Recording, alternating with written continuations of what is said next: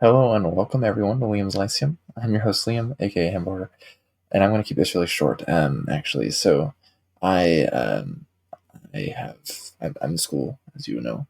I have a couple more weeks left. I'm only reading one more saga. That's the Loxdale Saga. But my essay for the class is due. Actually, it's due Sunday night, so after this comes out. But I don't do homework on Sundays. Um, treat it as a Sabbath, and so I'm going to be finishing it Saturday night, and I'm really tired and I'm afraid how late I'm going to stay up because I've stayed up really late the past two times I've had to write essays for class. So um, I am kind of writing on like chronicles, like and how Icelandic a book kind of compares to say like the Anglo-Saxon Chronicle. Um, wish me luck. Anyway, so but for this week, I need to go work on that like right now. So I'm gonna just go over what I read. So this week I finished four books. I finished Soldiers Live by Glenn Cook, the last book in the Glittering Stone. As much as I like these books, it is a little depressing reading them at the same time, right? Because they're very dark.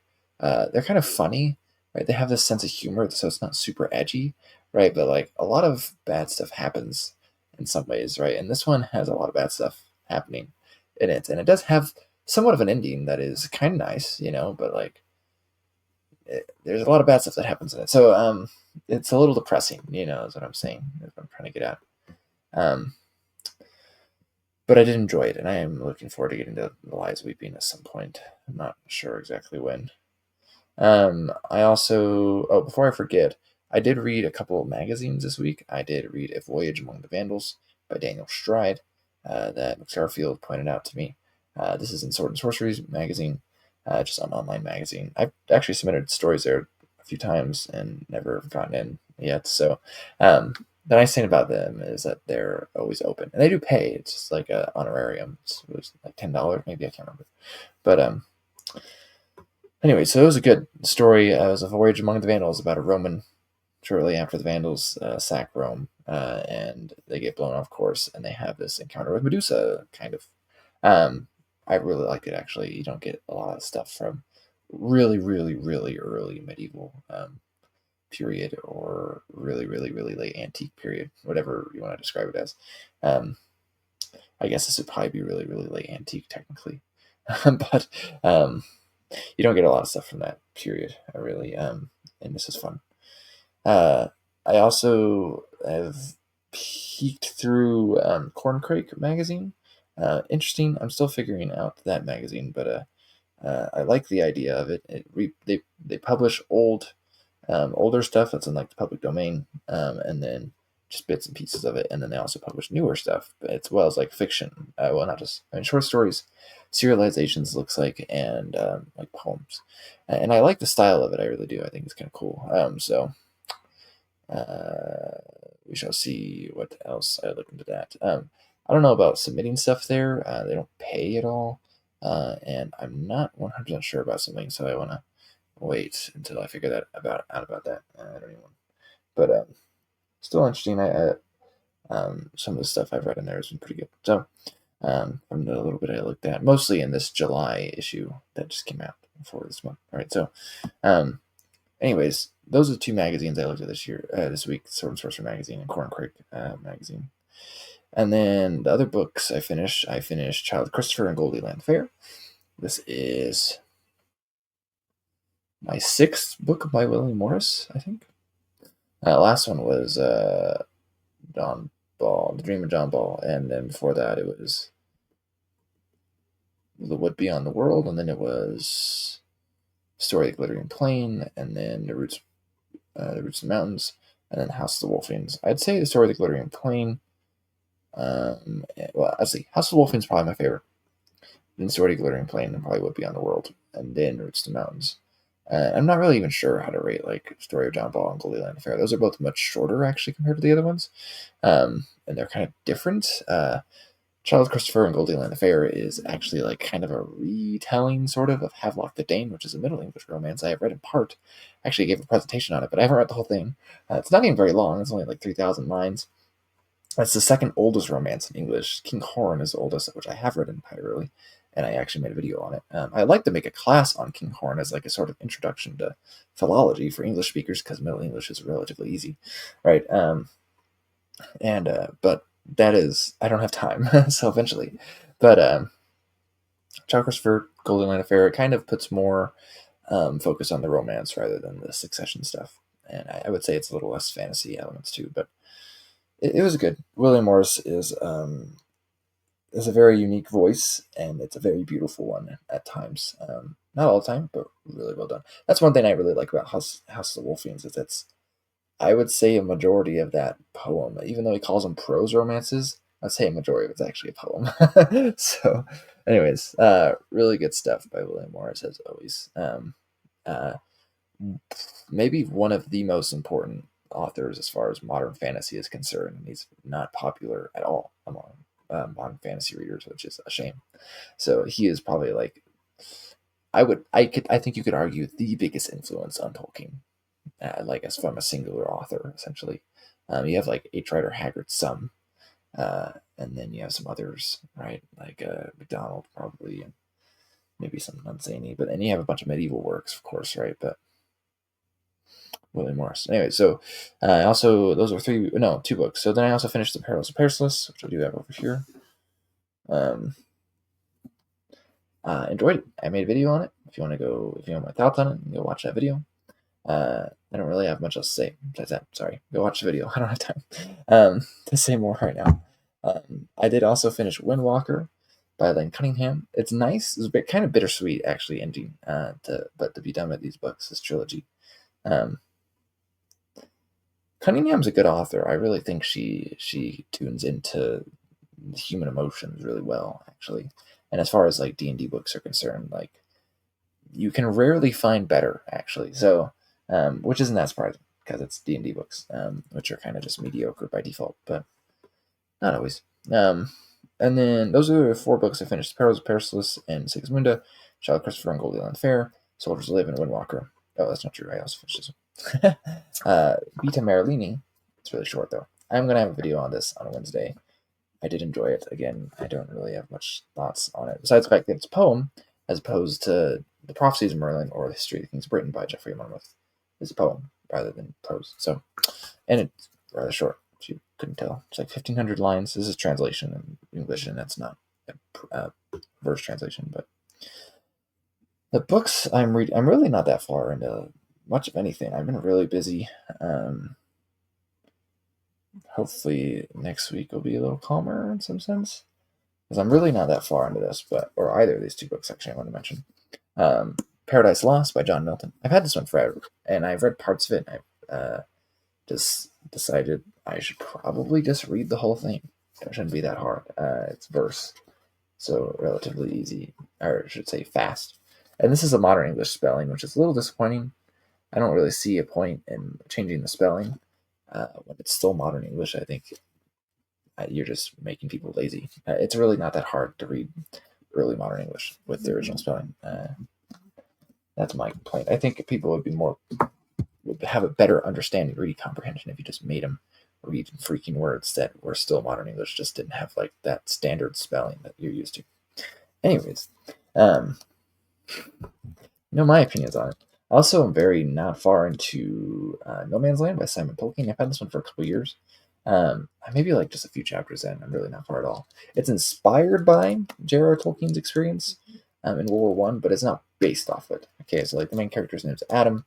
His father is a socialist. His mother is a good Christian woman. They live in London. So I mean, like, that's not Tolkien's biography, right? It is interesting though. And I am enjoying it, actually. The prologue has a very a good window into some of the tragedy of humanity, I'd say. How the rest of the book will go, I don't know. But yes, besides that, I think that's it. I haven't really touched my short stories. That's not true. I did go through again my short story that I sent to Old Moon, actually, this week. Haven't heard back about that yet. Fingers crossed, I guess, but always. I've never gotten a story in there before, and I've submitted maybe every time they've been open. And then I actually I edited a poem I wrote several years ago, probably in like 2020, if I were to guess. I'm not sure. That's the year I actually wrote most poetry I've ever written. And then I wrote another poem that I'm not quite 100% satisfied with. It's a sonnet. And I actually am. I like most of it.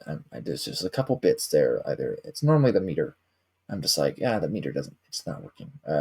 As opposed to most modern poetry, which really isn't poetry at all. Just to be completely honest, I actually try to make my poetry. That doesn't say verse.